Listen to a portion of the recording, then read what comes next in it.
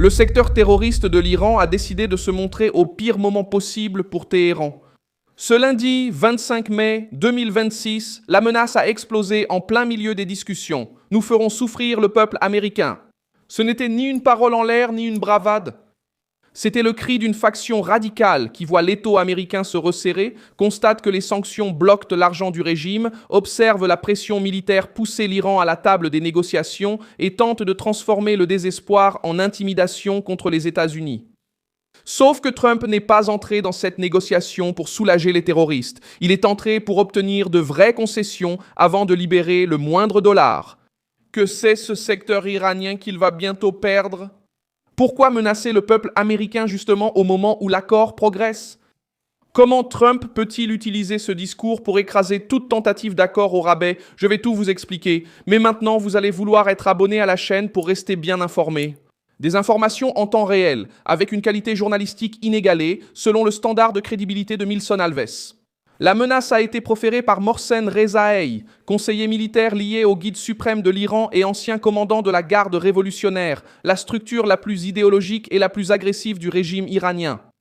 Il est apparu dans les actualités au moment où Washington et Téhéran discutaient des derniers détails d'un possible accord pour rouvrir le détroit d'Ormuz et avancer sur la question nucléaire. Rezaei n'est pas un diplomate modéré essayant de gagner du temps avec des mots apaisants. Il est un vétéran du noyau militaire de la République islamique. Il a commandé la garde révolutionnaire entre les années 80 et 90 et il a participé à la guerre Iran-Irak. Il est devenu une figure politique de la ligne dure, a tenté de se présenter à la présidence iranienne à plusieurs reprises et est revenu au centre du pouvoir en tant que conseiller militaire au milieu de la guerre et de la pression américaine. C'est ce profil qui a donné du poids à ses paroles. Lorsqu'il a déclaré que la République islamique avait offert aux États-Unis la voie la moins coûteuse. Et il a averti que, si la guerre continuait, l'Iran ferait souffrir le peuple américain et l'économie américaine. La menace est venue de quelqu'un qui représente l'aile militarisée du régime, pas d'un simple commentateur. La négociation se déroule autour de 3 points principaux. Le premier est l'ouverture du détroit d'Ormuz.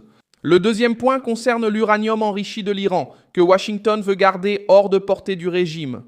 Le troisième point porte sur l'allègement des sanctions, accordées seulement après de véritables concessions de l'Iran.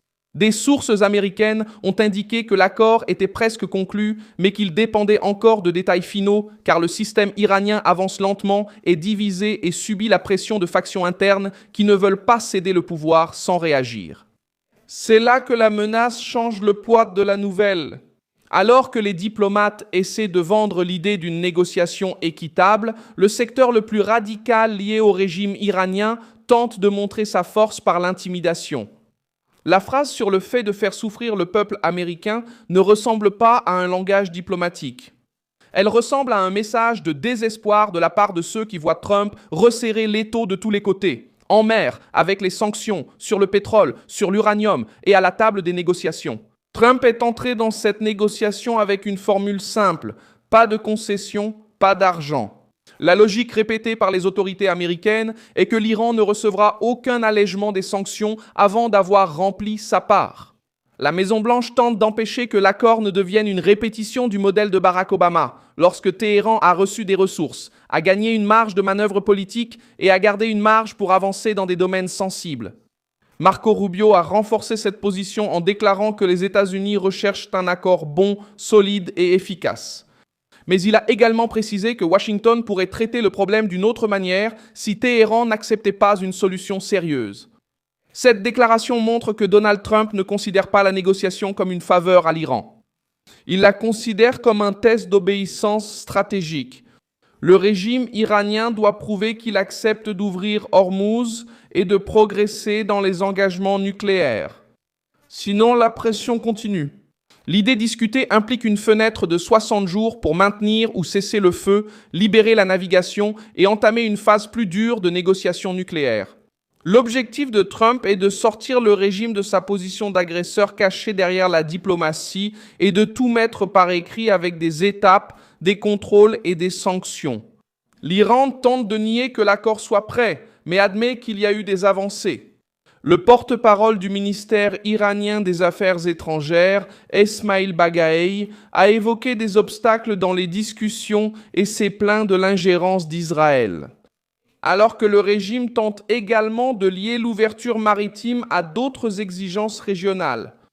Cela révèle une manœuvre bien connue. Téhéran essaie de mélanger Hormuz, les sanctions, le Liban, les avoirs gelés et le programme nucléaire dans le même paquet pour obtenir plus de concessions. Trump essaie de faire le contraire. Il sépare l'essentiel. Il exige d'abord des actes, puis discute d'un allègement.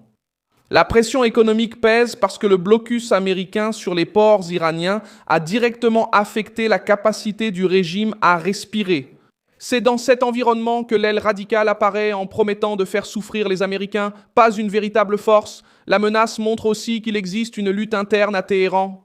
Certains négociateurs savent que le régime a besoin d'argent, d'exporter du pétrole et d'un certain allègement pour éviter une crise plus grave. De l'autre, il y a des secteurs liés à la logique terroriste, habitués à utiliser la peur, les milices, les routes maritimes et l'intimidation comme instrument de pouvoir. Lorsque ce secteur parle de faire souffrir le peuple américain, il tente de saboter toute image d'une situation d'inégalité des droits. Le gouvernement américain se trouve dans une situation d'inégalité des droits. Le gouvernement américain est dans une situation d'inégalité des droits. Le gouvernement américain est dans une situation d'inégalité des droits. Le gouvernement américain est dans une situation d'inégalité des droits. A frase que deveria... Le gouvernement dans une situation d'inégalité aux États-Unis finit par renforcer la position de Trump à la table. Le gouvernement américain agit aussi avec un appui régional. Rubio a affirmé que la proposition est bien accueillie dans le Golfe et parmi les partenaires impliqués dans les discussions, car l'ouverture des routes maritimes et la limitation nucléaire de l'Iran intéressent plusieurs nations de la région. L'Iran le sait, c'est pourquoi il essaie de transformer chaque point technique en crise politique. Les marchés ont réagi rapidement à la possibilité d'un accord. Le prix du pétrole a baissé lorsque les attentes d'une réouverture d'Ormuz et d'une réduction des tensions ont augmenté. Cela montre comment la décision de Trump touche le régime à son point le plus sensible, l'argent. Lorsque la route est fermée ou menacée, le monde le ressent. Lorsque la Maison-Blanche impose une solution par la pression militaire et économique, l'Iran perd la capacité de transformer la peur mondiale en profit politique. La partie nucléaire reste le point le plus difficile. Washington veut que l'uranium enrichi échappe au contrôle iranien et que les centrifugeuses avancées cessent d'être une menace. Une simple promesse ne suffit pas. L'exigence américaine est physique, vérifiable et pratique. Le matériel sensible doit être retiré, la structure doit être limitée et le régime doit accepter une véritable inspection. Sans cela, il n'y a pas de récompense économique. Cette position explique pourquoi Trump insiste sur le fait que son accord ne ressemble pas à celui d'Obama. Que se passe-t-il maintenant? Maintenant, tout dépend de la réponse iranienne. Si Téhéran accepte d'ouvrir le détroit d'Ormuz, de livrer l'uranium enrichi et de cesser le chantage maritime, l'accord pourrait avancer vers une signature dans les prochains jours. Si le secteur terroriste continue de l'emporter sur les négociateurs, Trump aura une justification pour maintenir le blocus, bloquer les avoirs et augmenter la pression. La menace contre le peuple américain n'apparaît pas comme une démonstration de force. Cela apparaît comme un aveu que le régime sent toujours l'étau se resserrer et tente de transformer la faiblesse en peur. La Maison-Blanche n'a pas besoin de se précipiter, c'est l'Iran qui en a besoin. Trump sait que chaque jour de blocus, de sanctions et d'incertitudes pèse sur Téhéran. La négociation progresse avec une règle. Le régime n'obtient pas de dollars sans résultat. L'aile radicale a cherché à saboter les négociations en menaçant les Américains, mais a finalement confirmé ce que Washington voulait montrer. L'Iran souhaite un allègement, du pétrole, une voie ouverte et un flux d'argent constant. Mais maintenant, il doit choisir entre un accord sérieux ou un isolement encore plus sévère.